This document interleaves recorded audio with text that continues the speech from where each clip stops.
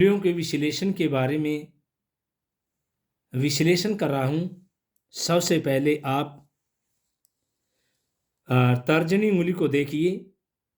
अगर ये उंगली करतल के निचले हिस्से से बाकी उंगलियों के नीचे हिस्से से निकलती है, नीचे से गहराई से, तो ऐसा व्यक्ति समाज में सम्मान कम पाता है, उसका समाज में व्यवहार अच्छा नहीं होता। अगर ये तर्जनी उंगली जो कि अंगूठे की तरफ, जैसे कि इधर सीधी है, थोड़ा इधर झुकाव होगा, तो ऐसी उंगली वाला व्यक्ति है, अपनी प्रबल इच्छा में स्वतंत्र होता है।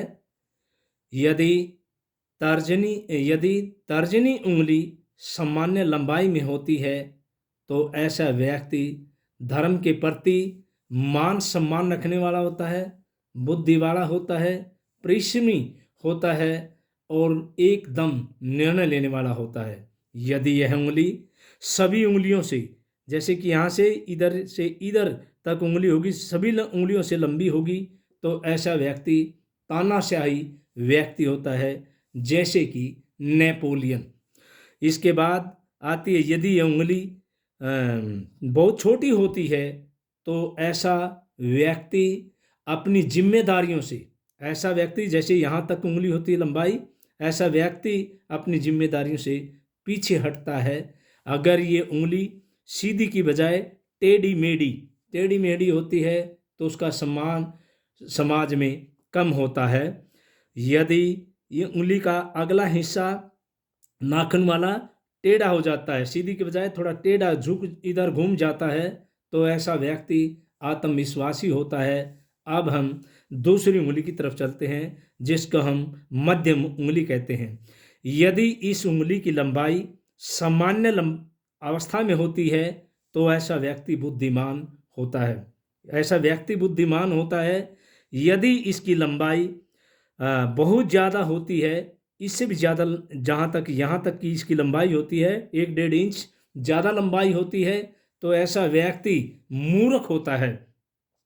यदि इस मध्यम उंगली की लंबाई है पहली उंगली के बराबर होती है, तो ऐसा व्यक्ति है जो अपने देश नहीं पूरे देश में मान सम्मान रखता है, पूरे देश में उसकी गिनती होती है। इस प्रकार के व्यक्ति बहुत कम ही पाते हैं, जैसा कि अमेरिका का राष्ट्रपति अब्राहम लिंकन था। यदि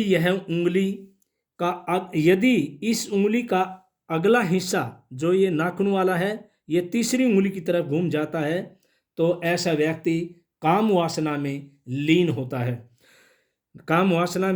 है। यदि यह उंगली बहुत छोटी होती है, जहाँ तक की लंबाई, जैसे यहाँ तक की लंबाई हो तो छोटी लंबाई हो जाती है, तो ऐसा व्यक्ति पागल होता है। अब हम आगे की उंगली पर चलते हैं, जो कि अनामिका उंगली है, तीसरे नंबर की उंगली है। यदि दूसरी उंगली और तीसरी उंगली के बीच खाली जगह रह जाती है, तो ऐसा व्यक्ति अपने भविष्य के बारे में नहीं सोचता। जैसे कि ये स्थान खाली रह जाता है, ऐसा व्यक्ति अपने भविष्य के बारे में नहीं सोचता, बल्कि खाओ पियो और मौज लेने की प्रवृत्ति वाला होता है।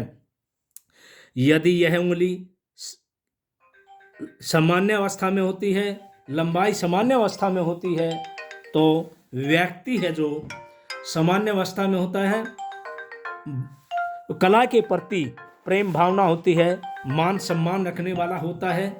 यदि इसकी लंबाई दूसरी उंगली के बराबर की होती है, तो ऐसा व्यक्ति क्या है, जुआरी है, शराबी है, कबाबी है और कलंक हत्यारे के समान वाला प्रवृत्ति वाला होता है। यदि यह उंगली बहुत छोटी होती है, जैसे कि यहाँ तक की लंबाई हो, तो ऐसा व्यक्ति है समाज में अनेकों बार कठिनाइयों का सामना करेगा।